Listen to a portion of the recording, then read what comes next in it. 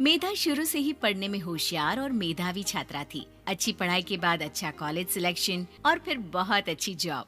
तूने तो मेरा नाम रोशन कर दिया मेधा। अरे लेकिन ये जो काम करने का तरीका है ना, इसे बदल ले। 18 घंटे काम करेगी तो कल को बच्चा कैसे संभालेगी? तुम्हारी तरह पागल नहीं हूँ माँ, जो बच्चे और परिवार में फंस जाऊँ। मैं तो जिंदगी खुल कर जीऊंगी। सब कहने की बात होती है बेटा, अपने बच्चे का सुख हर कोई चाहता है। वक्त बीतता है और मेधा की शादी हो जाती है। शादी के कुछ सालों में ही मेधा एक सुंदर से बेटे की माँ बन जाती है। अरे यार, मेरी मैटरनिटी लीव खत्म हो रही है, क्या करे? माँ भी नहीं आ सकती, कैसे मैनेज करूँ? ऐसा करते हैं, इसके लिए एक केयर टेकर रख लेते हैं, वो देखा करेगी इसे। मेधा को पति की बात जंच जाती है और वो केयर टेकर की तलाश शुरू कर देती है। एक दिन उन लोगों के घर एक महिला आती है जो दिखने में पढ़ी लिखी लगती है। जी, क्या काम है आपको?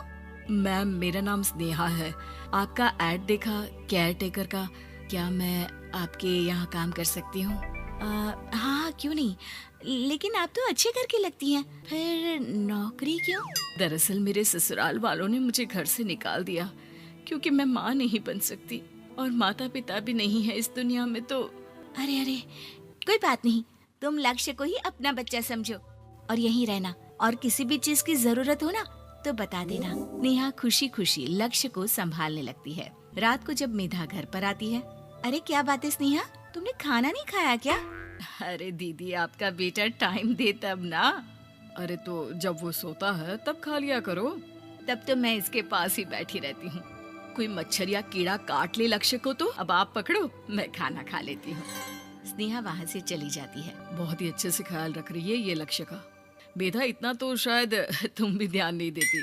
मेधा को पति की बात बुरी तो लगती है, लेकिन कुछ नहीं कहती। धीरे धीरे स्नेहा मेधा और उसके पति के साथ बाहर भी जाने लगी।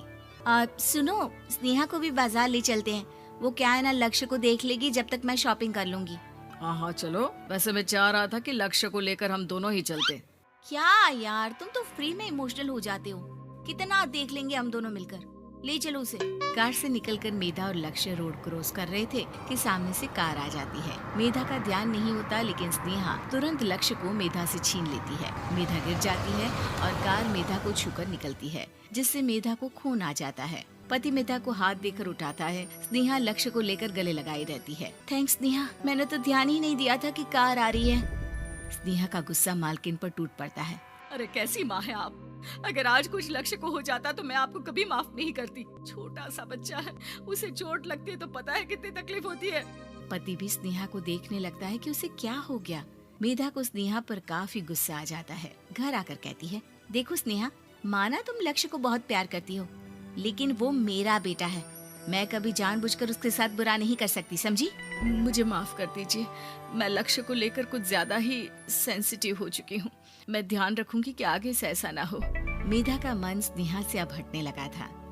एक शाम मेधा ऑफिस से घर आती है कि लक्ष्य उसे दिखाई नहीं देता और ना ही स्नेहा। वो स्नेहा के कमरे में जाती है जहाँ दोनों सो रहे होते हैं। अरे स्नेहा, लक्ष्य को आज इस कमरे में क्यों सुला दिया? दीदी, मुझे नींद आ रही थी, ऐसे में उसे कमरे में अकेले लिटाना मुझे ठीक नहीं लगा। मेधा बच्चा उठाने लगती है कि स्नेहा टोक देती है। रहने दीजिए ना दीदी, सो रहा है, फालतू में नींद खराब हो जाएगी। मेधा को गुस्सा आ जाता है और वो बच्चा उठाकर वहाँ से चली जाती है। अगले दिन मेधा स्नेहा को बुलाती है, साथ में एक और लड़की खड़ी होती है।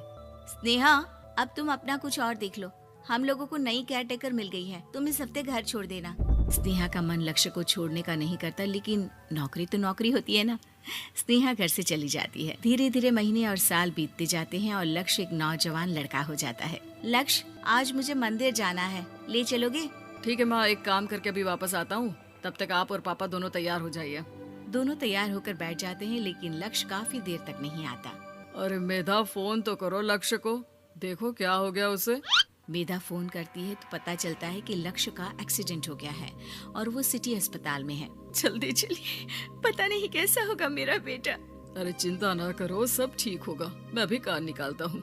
दोनों मियाँ बीवी अस्पताल पहुँचते हैं, जहाँ वो लोग देखते हैं कि लक्ष्य बिस्तर पर पड़ा होता है।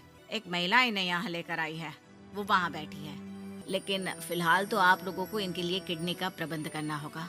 एक्सीडेंट में इसकी किडनी डैमेज हो गई है। मेरी ले लीजिए डॉक्टर साहब, मेरे बेटे को बचा लीजिए। नहीं नहीं, आप माँ हैं, आपकी नहीं ले सकते, पिता की भी नहीं। आप किसी रिलेटिव या दोस्त से पता कर लें, और हाँ थोड़ा जल्दी करें क्योंकि देर होने से मामला बिगड़ सकता है। मेधा बैठकर रोने लगती है कि वहाँ डॉक्टर आ जाते हैं। जिस औरत ने आपके बेटे को यहाँ भर्ती कराया था वो अपनी किडनी आपके बेटे को देना चाहती है। हाँ? कौन है वो? कहाँ है वो? तभी वहाँ स्नेहा आ जाती है। स्नेहा तुम? मैं लक्ष्य को पहचान नहीं पाई थी, लेकिन आप लोगों को देखकर समझ गई कि ये लक्ष्य है, इसलिए वापस आ गई। मैं अपनी किडनी आपके बेटे को देना चाहती हूँ।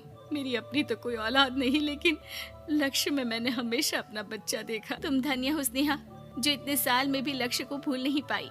सही मामले में तो वो तुम्हारा ही बच्चा होगा, क्योंकि जन्म भले ही मैंने दिया हो, लेकिन आज तुम उसकी जिंदगी बचा रही हो।